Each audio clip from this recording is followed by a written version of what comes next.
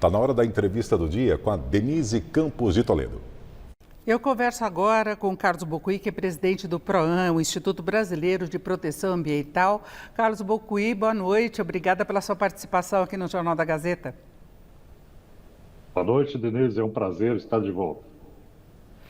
Bom, Bocuí, você tem alertado muito para a questão ambiental de uma forma global. Nós temos muito negacionismo pelo mundo, apesar de os indicadores climáticos estarem piorando. A gente tem noticiado muito inundações, temperaturas excessivas, como tivemos recentemente na Europa. O Brasil também tem passado por esses eventos. Aqui você atribui essa mudança no sentido inverso, na contramão do que se esperava, da preocupação global com esses eventos, com a tentativa de se reverter essa situação. Bom, nós temos uma ascendência hoje do negacionismo, principalmente estimulado pelos setores econômicos que lucraram ao longo de muito tempo com alguns elementos que são essenciais para essa atividade ligada, por exemplo, ao petróleo e outras questões. Então, o que acontece hoje é o que nós chamamos de backlash, é um retorno, né, a uma situação anterior de protagonismo desses setores econômicos que deveriam estar passando por uma transição com uma sustentabilidade, mas não estão atuando nesse sentido. Querem manter o mesmo patamar de lucratividade e o mesmo tipo de atividade que nós sabemos que é danoso ao planeta. Então, a grande questão é promover essa transição, não é? E esse revival, esse ressurgimento dessas forças aí, elas indicam alguma coisa já conhecida na história da humanidade, que é chamado de backlash. A partir do momento que você tem a introdução de um novo modelo e que esse modelo pressiona algumas matrizes econômicas, de energia, por exemplo, isso vai provocar uma espécie de estertor, né, de grito final, onde esses setores aparecem com muita força, tentando de novo o protagonismo. E nós vimos isso hoje claramente, principalmente na posição norte-americana, alimentada por toda uma cadeia de combustíveis fósseis, né? Então, nós estamos passando por esse retrocesso que se reflete em forças políticas, não é? Então, eu diria que, ao contrário do que se esperava, de que nós tivéssemos hoje uma força-tarefa para resolver os problemas, nós temos uma força-tarefa dos setores econômicos que ressurgem na tentativa de prolongar o processo que causa danos. Causa muita preocupação, por exemplo, a situação dos Estados Unidos. Trump tem cortado verbas, inclusive para alertas climáticos e depois também para resolver os problemas criados por esses eventos. Mas a própria Europa, que mostrava uma disposição maior em relação ao cumprimento de acordos, por exemplo, não tem uma proposta fechada para a participação na COP30 aqui no Brasil em novembro, não é? Então, o Green New Deal, que é o Acordo Verde da Comunidade Europeia, ele está indo muito bem como projeto de lei, mas no aspecto de articulação política, ainda tem dentro do corpo da Comunidade Europeia alguns países que resistem, e ainda tem forças econômicas, como eu já me referi, que resistem principalmente a alguns setores de agricultura, não é?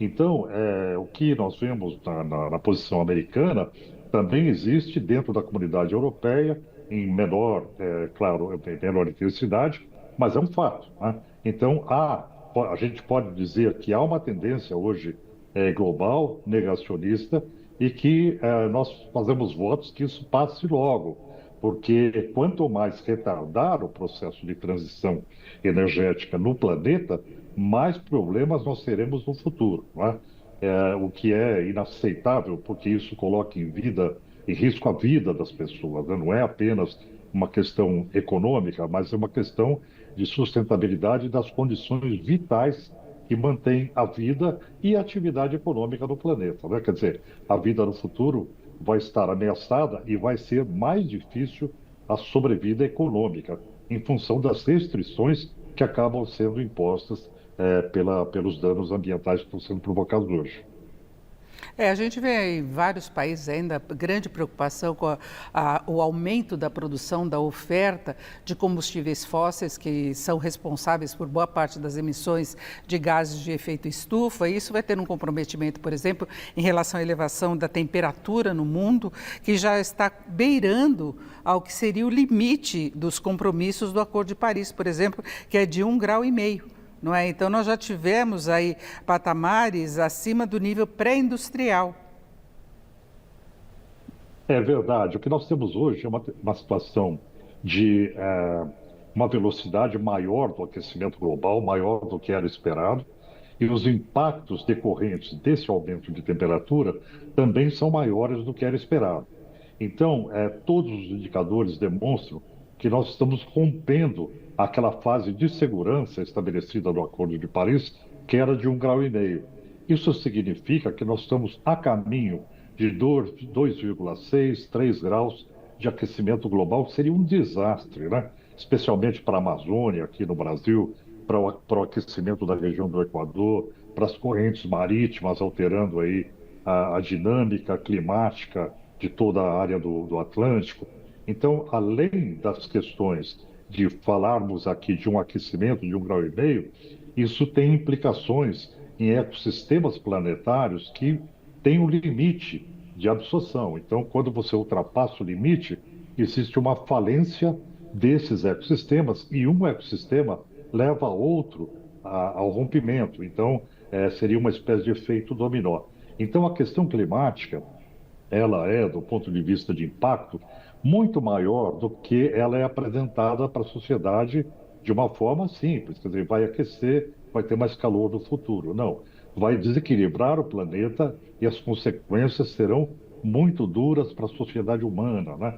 Com a perda de produção alimentar, por exemplo, com alterações de pesca marítima, perda de cadeia de peixes no oceano, então, enfim, você acaba tendo elementos que prejudicam a economia e prejudicam a sustentabilidade para a vida das pessoas e para a qualidade de vida também. E Carlos Bucoi, nós temos que falar muito desse tema agora, porque está se aproximando a COP30, o Brasil vai ser sede da COP, e o Brasil tem oferecido também dificuldades adicionais nesse sentido. A gente sabe do grande problema que as comitivas estão enfrentando com a especulação imobiliária, são preços nunca cobrados em países que foram sede de COPs, não é? Dessas convenções que são importantíssimas, e se fala do exagero do tamanho das comitivas, mas é para que se possa discutir os vários aspectos dos vários compromissos e que eles possam ter sanção no próprio local, porque senão se discute e não se chega a compromissos efetivos. E pelos dados, inclusive, que você citou, há necessidade de se termos resultados efetivos, não é? A COP30, ela é decisória, porque, na verdade, ela é um momento em que a discussão climática pelas conferências climáticas chega num ponto do acordo financeiro, do acordo que vai estabelecer, por exemplo, o nível de emissões para o futuro, o comprometimento dos países para reduzir emissões e vai, portanto, projetar os cenários futuros também, que nós precisamos saber quais são para que a gente possa se adaptar, né? Então, há uma série de elementos que fazem da COP30 uma COP central, uma COP resolutiva. Então, a participação dos países é fundamental. E, antes disso, o compromisso dos países dizendo qual será a sinalização em relação aos compromissos que eles irão assumir também é fundamental. Quer dizer, nós estamos num processo onde você tem que ter uma posição clara dos países com relação às suas metas e você tem uma posição também do Brasil muito forte como liderança para conduzir esse processo. E há uma outra questão que é a impossibilidade de participação de elementos de controle social, que é a sociedade civil, que participa desses encontros e pressiona os países para um acordo mais interessante, mais produtivo, né?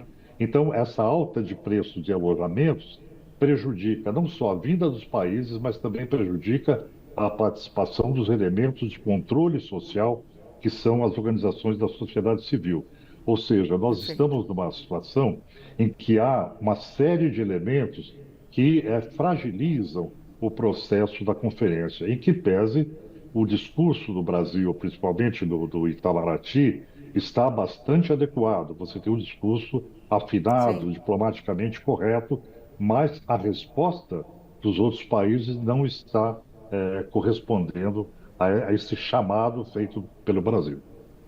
Perfeito, eu agradeço muito a participação, as explicações de Carlos Bocuí, que é presidente do PROAM, o Instituto Brasileiro de Proteção Ambiental. Carlos Bocuí, mais uma vez, obrigada. Uma boa noite. Uma boa noite, vamos torcer para que dê tudo certo na COP. Exatamente. Com vocês.